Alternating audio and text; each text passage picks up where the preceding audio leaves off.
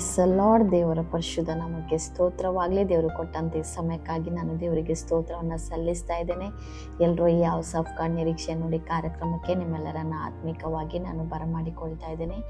ಈ ದಿನದ ದೇವರ ವಾಕ್ಯ ಯೆಶಾಯ 42ನೇ ಅಧ್ಯಾಯ ಅದರ 16ನೇ ವಚನ. ಇಲ್ಲಿ 16ನೇ ವಚನ ಹೇಳ್ತಾ ಇದೆ, ಮತ್ತು ಕುರುಡರನ್ನು ನೆಪ್ಪಿಲ್ಲದ ಮಾರ್ಗದಲ್ಲಿ ಬರಮಾಡುವೆನು, ಅವರಿಗೆ ಗೊತ್ತಿಲ್ಲದ ದಾರಿಗಳಲ್ಲಿ ಅವರನ್ನು ನಡೆಸುವೆನು, ಅವರೆದುರಿನ ಕತ್ತಲನ್ನು ಬೆಳಕು ಮಾಡಿ ಡೊಂಕನ್ನು ಸರಿಪಡಿಸುವೆನು, ಈ ಕಾರ್ಯಗಳನ್ನು ಬಿಡದೆ ಮಾಡುವೆನು.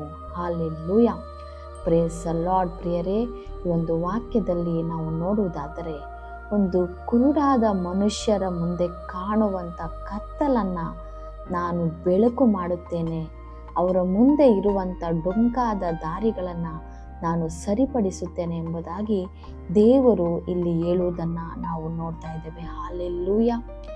ನೋಡ್ರಿ, ಲೋಕದಲ್ಲಿ ನಾವು ಸಹ ಜೀವಿಸುವಾಗ ನಮ್ಮ ಕಣ್ಣು ಮುಂದೆ ಅನೇಕ ರೀತಿಯ ಹೋರಾಟಗಳು ನಮಗೆ ಕತ್ತಲಾಗಿ ಕಾಣುವುದನ್ನು ನಾವು ನೋಡ್ತೇವೆ. ಪ್ರಿಯರೇ, ನಮ್ಮ ಜೀವಿತದಲ್ಲಿ ಅನೇಕ ವಿಷಯಗಳು ನಮ್ಮ ಮುಂದೆ ಕತ್ತಲಾಗಿ ಡೊಂಕಾಗಿ ಸರಿಯಾಗಿ ಇಲ್ಲದೆ ಸಮವಾದ ದಾರಿಗಳು ನಮಗೆ ಕಾಣದೆ ನಮ್ಮ ಜೀವಿತಗಳಲ್ಲಿ ಒಂದು ಕುರುಡರ ಮುಂದೆ ಕತ್ತಲು ಹೇಗೆ ಇರುತ್ತೋ, ಹೇಗೆ ಅವರು ಕತ್ತಲಲ್ಲಿ ನಡೆಯುವಂಥ ಜೀವಿತದ ಅನುಭವ ಅವರಿಗಿರುತ್ತೋ, ಅದೇ ರೀತಿಯಾದಂಥ ಅನುಭವಗಳು ನಮಗೂ ಸಹ ಈ ಲೋಕದಲ್ಲಿ ಜೀವಿಸುವಾಗ ನಮಗೆ ಎದುರಾಗುವುದನ್ನು ನಾವು ನೋಡ್ತೇವೆ.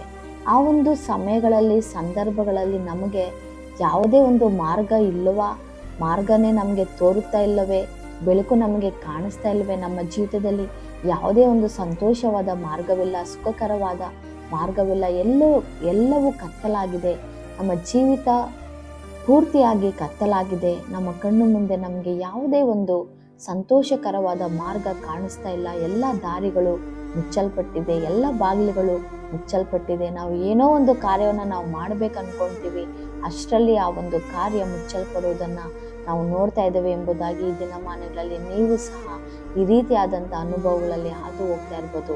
ಹಾಗಾದರೆ ದೇವರು ಈ ದಿನದಲ್ಲಿ ನಿಮ್ಮೊಟ್ಟಿಗೆ ಹೇಳ್ತಾ ಇರುವಂಥ ಮಾತು, ನಿಮ್ಮ ಕಣ್ಣು ಮುಂದೆ ಏನು ಕತ್ತಲಾಗಿದೆ, ಯಾವ ವಿಚಾರದಲ್ಲಿ ನೀವು ಕತ್ತಲಿನ ಒಂದು ಅನುಭವದಲ್ಲಿ ಹೋಗ್ತಾ ಇದ್ದೀರಾ, ಸಂತೋಷವಿಲ್ಲದೆ ಸುಖಕರವಿಲ್ಲದೆ ಯಾವ ಒಂದು ಆಶೀರ್ವಾದವನ್ನು ಪಡೆದುಕೊಳ್ಳದೆ ಒಂದು ದುಃಖಕರವಾದ ಪರಿಸ್ಥಿತಿಯಲ್ಲಿ ನೀವು ಒಂದು ವೇಳೆ ಹಾದು ಹೋಗ್ತಾ ಇರ್ಬೋದು.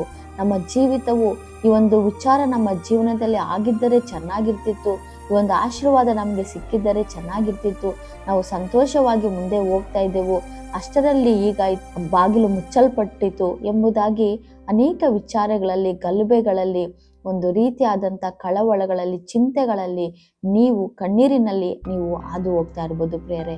ಆದರೆ ದೇವರು ಹೇಳ್ತಾ ಇರುವಂಥ ಮಾತು, ನೀವು ಚಿಂತೆ ಮಾಡುವ ಅವಶ್ಯಕತೆ ಇಲ್ಲ, ಕಣ್ಣೀರಿಡುವ ಅವಶ್ಯಕತೆ ಇಲ್ಲ, ನಮ್ಮ ಜೀವಿತ ಈಗ ಆಯ್ತಲ್ಲ ಎಂಬುದಾಗಿ ನೀವು ಆಲೋಚನೆ ಮಾಡುವ ಅವಶ್ಯಕತೆ ಇಲ್ಲ, ನಮ್ಮ ಒಂದು ಬಿಸ್ನೆಸ್ ಈ ರೀತಿ ಆಯ್ತಲ್ಲ, ನಮ್ಮ ಮಕ್ಕಳ ಭವಿಷ್ಯ ಈ ರೀತಿ ಆಯ್ತಲ್ಲ, ನಮ್ಮ ಕುಟುಂಬಗಳಲ್ಲಿ ಈ ರೀತಿ ಆಯ್ತಲ್ಲ, ನಮ್ಮ ಸ್ನೇಹಿತರೇ ನಮಗೆ ಈ ರೀತಿ ಮಾಡಿದ್ರಲ್ಲ, ನಮ್ಮ ಸಂಬಂಧಿಕರೇ ಈ ರೀತಿಯಾಗಿ ನಮಗೆ ಅವಮಾನ ಪಡಿಸಿದ್ರಲ್ಲ, ನಿಂದಿಸಿದ್ರಲ್ಲ ಎಂಬುದಾಗಿ ನೀವು ಯೋಚನೆ ಮಾಡುವ ಅವಶ್ಯಕತೆ ಇಲ್ಲ. ನಿಮ್ಮ ಒಂದು ಜೀವಿತಗಳಲ್ಲಿ ಯಾವ ವಿಚಾರ ನಿಮ್ಮ ಕಣ್ಣು ಮುಂದೆ ಕತ್ತಲಾಗಿದೆಯೋ ಆ ಒಂದು ಕತ್ತಲನ್ನು ದೇವರು ಈ ದಿನದಲ್ಲಿ ನಿಮಗೆ ಕೊಡ್ತಾ ಇರುವಂಥ ಮಾತು, ಆತನು ಬೆಳಕಾಗಿ ಮಾರ್ಪಡಿಸ್ತಾನೆ. ಹಲ್ಲೆಲೂಯಾ. ನಂಬುವಂಥವರು ದೇವರಿಗೆ ಸ್ತೋತ್ರ ಮಾಡ್ರಿ. ಈ ಒಂದು ವಾಕ್ಯವನ್ನು ನೀವು ವಾಗ್ದಾನವಾಗಿ ತೆಗೆದುಕೊಳ್ಳ್ರಿ.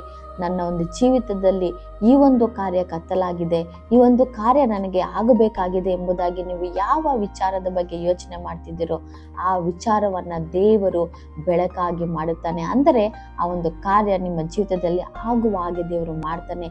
ನಿಮ್ಮ ಒಂದು ಕಣ್ಣು ಮುಂದೆ ಇರುವಂಥ ಡೊಂಕಾದ ದಾರಿಗಳನ್ನು ಆತನು ಸಮ ಮಾಡ್ತಾನೆ. ಏನಕ್ಕೆ ಅಂದರೆ ನೀವು ಒಂದು ಆಶೀರ್ವಾದವಾಗಿ ಆ ಒಂದು ಸಮದಾರಿಯಲ್ಲಿ ನೀವು ನಡೆಯಬೇಕು, ಬೆಳಕಿನ ಹಾದಿಯಲ್ಲಿ ನೀವು ನಡೆಯಬೇಕು.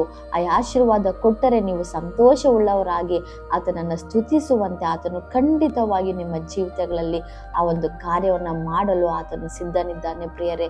ಮತ್ತೆ ನಾವು ಆ ವಾಕ್ಯವನ್ನು ನಾವು ನೋಡೋದಾದ್ರೆ, ಆತನ ಈ ಕಾರ್ಯಗಳನ್ನು ಬಿಡದೆ ಮಾಡುವೆನು ಎಂಬುದಾಗಿ ಹೇಳ್ತಾ ಇದ್ದಾನೆ. ಹಲ್ಲೆಲೂಯಾ. ಖಂಡಿತವಾಗಿಯೂ ದೇವರು ಬಿಡದೆ ಈ ಒಂದು ವಾಗ್ದಾನವನ್ನು ಕೊಟ್ಟಿರುವ ದೇವರು ಖಂಡಿತವಾಗಿಯೂ ನಿಮ್ಮ ಜೀವಿತದಲ್ಲಿ ಆತನು ವಾಗ್ದಾನವನ್ನು ನೆರವೇರಿಸಲು ಸಹ ಶಕ್ತನಾಗಿದ್ದಾನೆ ಪ್ರಿಯರೇ. ಈ ಒಂದು ವಾಕ್ಯ ನಿಮಗೆ ಯಾರೋ ಒಬ್ಬರಿಗೆ ನಿಮ್ಮ ಹೃದಯದಲ್ಲಿ ಮಾತನಾಡ್ತಿದೆ. ಈ ಒಂದು ವಾಕ್ಯ, ಈ ಒಂದು ವಾಗ್ದಾನ ಅದು ನಿಮಗಾಗಿಯೇ. ಈ ಒಂದು ಮಾತನ್ನ ನೀವು ಸ್ವೀಕಾರ ಮಾಡ್ರಿ. ಇದು ನನಗಾಗಿ ಎಂಬುದಾಗಿ ಸ್ವೀಕಾರ ಮಾಡ್ರಿ. ಈ ಒಂದು ವಾಗ್ದಾನವನ್ನ ನೀವು ನಂಬಿರಿ, ಬಾಯಿಂದ ಅರಿಕೆ ಮಾಡ್ರಿ, ಹೃದಯದಿಂದ ನಂಬಿರಿ, ವಾಗ್ದಾನವನ್ನಿಟ್ಟು ದೇವರ ಬಳಿ ಪ್ರಾರ್ಥನೆ ಮಾಡ್ರಿ. ಖಂಡಿತವಾಗಿಯೂ ದೇವರು ನಿಮ್ಮ ಕಣ್ಣು ಮುಂದೆ ಇರುವ ಕತ್ತಲನ್ನ ಬೆಳಕಾಗಿ ಮಾಡುತ್ತಾನೆ. ನಿಮ್ಮ ಕಣ್ಣು ಮುಂದೆ ಇರುವಂತ ಡುಂಗಾದ ದಾರಿಯನ್ನ ಸರಿಪಡಿಸುತ್ತಾನೆ. ಆತನು ಬಿಡದೆ ಈ ಒಂದು ವಾಗ್ದಾನವನ್ನ ನಿಮ್ಮ ಜೀವಿತದಲ್ಲಿ ನೆರವೇರಿಸ್ತಾನೆ ಪ್ರೇರ. ನಿಮ್ಮ ಕಣ್ಣುಗಳು ಆ ಒಂದು ಕಾರ್ಯಗಳನ್ನ ನೋಡುವಂಥದ್ದಾಗಿದೆ. ಹಾಲೆಲೂಯಾ. ನಾವು ಪ್ರಾರ್ಥನೆ ಮಾಡೋಣ. ನಾವು ಎಂದಿಗೂ ನಾವು ಕುಗ್ಗಿ ಹೋಗುವುದು ಬೇಡ, ನಾವು ಚಿಂತೆಗೆ ಒಳಗಾಗುವುದು ಬೇಡ. ದೇವರ ಕೈಯಲ್ಲಿ ಸಮಸ್ತವನ್ನು ಒಪ್ಪಿಸಿಕೊಟ್ಟು ನಾವು ಆತನಿಗೆ ಅರಿಕೆ ಮಾಡಿ ಪ್ರಾರ್ಥನೆ ಮಾಡೋಣ. ಸ್ತೋತ್ರವಾಗಲಿ ಕರ್ತನೆ, ಪರಿಶುದ್ಧನಾದ ದೇವರೇ. ಅಪ್ಪ, ಈ ಸಮಯದಲ್ಲಿ ನೀವು ಕೊಟ್ಟಂತ ವಾಕ್ಯಗಳಿಗಾಗಿ ಸ್ತೋತ್ರವಾಗಲಿ. ಹೌದು ಸ್ವಾಮಿ ದೇವರೇ, ಒಂದು ಕುರುಡನಿಗೆ ಅಪ್ಪ ಅವನ ಕಣ್ಣು ಮುಂದೆ ಇರುವಂತಹ ಕತ್ತಲನ್ನ ಬೆಳಕಾಗಿ ಮಾಡಿ ಅಪ್ಪ, ದಾರಿಗಳನ್ನ, ಡುಂಗಾದ ದಾರಿಗಳನ್ನ ಸರಿಪಡಿಸಿ ಅಪ್ಪ ನೀನು ನಡೆಸುವ ದೇವರಾಗಿರುವಾಗ ನಮ್ಮ ಜೀವಿತದಲ್ಲೂ ಸಹ ದೇವರೇ ಅಪ್ಪ, ನಮ್ಮ ಕತ್ತಲ ಜೀವಿತಗಳನ್ನ ನೀವು ಮಾರ್ಪಡಿಸುವ ದೇವರಾಗಿದ್ದೀರಿ. ನಾವು ಯಾವ ಕಾರ್ಯಕ್ಕಾಗಿ ದೇವರೇ ಈ ಒಂದು ಕಾರ್ಯ ಆಗುತ್ತಿಲ್ಲ, ಬಾಗಿಲು ತೆರೀತಿಲ್ಲ, ಇದೆಷ್ಟು ಮಾಡಿದ್ರೂ ಸಾಧ್ಯವಾಗುತ್ತಿಲ್ಲ ಎಂಬುದಾಗಿ ನಾವು ನೆನೆಸ್ತಾ ಇದ್ದೀವೋ ಆ ಕಾರ್ಯಗಳನ್ನ ನೀನು ಮಾಡಲು ಶಕ್ತನಾಗಿದ್ದೀಯ ಸ್ವಾಮಿ. ವಾಗ್ದಾನ ಮಾಡಿದಾತನು ನೀನು ನಂಬಿಗಸ್ತನು ಸ್ವಾಮಿ.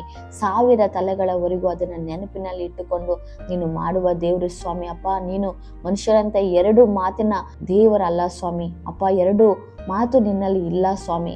ನೀನು ಯಾವಾಗಲೂ ಹೌದೆಂಬುದಾಗೆ ನೀನಪ್ಪ ಎಲ್ಲ ವಾಗ್ದಾನಗಳಿಗೂ ಹೇಳುವ ದೇವರಾಗಿದ್ದ ಸ್ವಾಮಿ. ಹೌದು ಸ್ವಾಮಿ ದೇವರೇ, ಯಾರೆಲ್ಲ ಈ ಒಂದು ಸಮಯದಲ್ಲಿ ಈ ಒಂದು ವಾಕ್ಯವನ್ನ ನಂಬಿ ನಿನ್ನೊಟ್ಟಿಗೆ ಪ್ರಾರ್ಥನೆ ಮಾಡ್ತಿದ್ದಾರೋ ಅವರ ಜೀವಿತದಲ್ಲಿ ಏನು ಕೊರತೆ ಆಗಿದೆಯೋ ಆ ಕೊರತೆಯನ್ನ ನೀಗಿಸಿ ಅವರ ಅವಶ್ಯಕತೆಗಳನ್ನ ಎಸೆಯ ನೀವು ಸಂಧಿಸಬೇಕಾಗಿ ನಾನು ಪ್ರಾರ್ಥನೆ ಮಾಡ್ತಾ ಇದ್ದೇನೆ. ಯಾವ ಆಶೀರ್ವಾದಕ್ಕಾಗಿ ದೇವರೇ ನಿನ್ನೊಟ್ಟಿಗೆ ಅವರು ಪ್ರಾರ್ಥನೆ ಮಾಡ್ತಿದ್ದಾರೋ ಆ ಆಶೀರ್ವಾದಗಳು ಅವರ ಕಣ್ಣುಗಳು ನೋಡುವಂತೆಯೂ ಅನುಭವಿಸುವಂತೆಯೂ ಅಪ್ಪ, ಸಂತೋಷದಿಂದ ದೇವರಪ್ಪ ನಿನ್ನನ್ನು ಸ್ತುತಿಸುವ ಹಾಗೆಯೂ ಅವರ ಜೀವಿತದಲ್ಲಿ ನಿನ್ನ ಅದ್ಭುತಗಳನ್ನ ಮಾಡಬೇಕಾಗಿ ಎಸೆಯ ನಿನ್ನ ನಾಮದಲ್ಲಿ ನಾನು ಪ್ರಾರ್ಥನೆ ಮಾಡ್ತಾ ಇದ್ದೇನೆ ಸ್ವಾಮಿ. ದೇವ, ನೀವು ಹಾಗೆ ಮಾಡುತ್ತೀರಿ, ಅದಕ್ಕಾಗಿ ಸ್ತೋತ್ರ.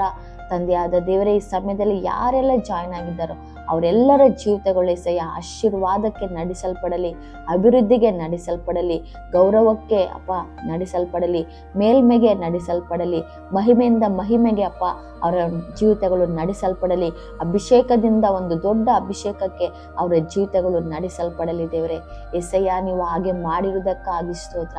ನಜರೇತಿನ ಎಸೆಯ ನಿನ್ನ ಅಧಿಕಾರವುಳ್ಳ ನಾಮದಲ್ಲಿ ಪ್ರಾರ್ಥಿಸಿ ಬೇಡಿ ಹೊಂದಿದ್ದೇವೆ ತಂದೆ, ಆಮೇನ್. ಪ್ರೇಸ್ ದ ಲಾರ್ಡ್ ಪ್ರೇಯರೇ, ಒಂದು ವಾಕ್ಯ ಸಂದೇಶವು ನಿಮಗೆ ಆಶೀರ್ವಾದವಾಗಿದ್ದರೆ ಇದನ್ನ ಲೈಕ್ ಮಾಡ್ರಿ, ಸಬ್ಸ್ಕ್ರೈಬ್ ಮಾಡ್ರಿ ಅಂಡ್ ಶೇರ್ ಮಾಡ್ರಿ. ನಿಮ್ಮ ಪ್ರಾರ್ಥನಾ ಮನವಿಗಳಿದ್ರೆ ಕಮೆಂಟ್ ಮಾಡ್ರಿ. Thank you and praise the lord.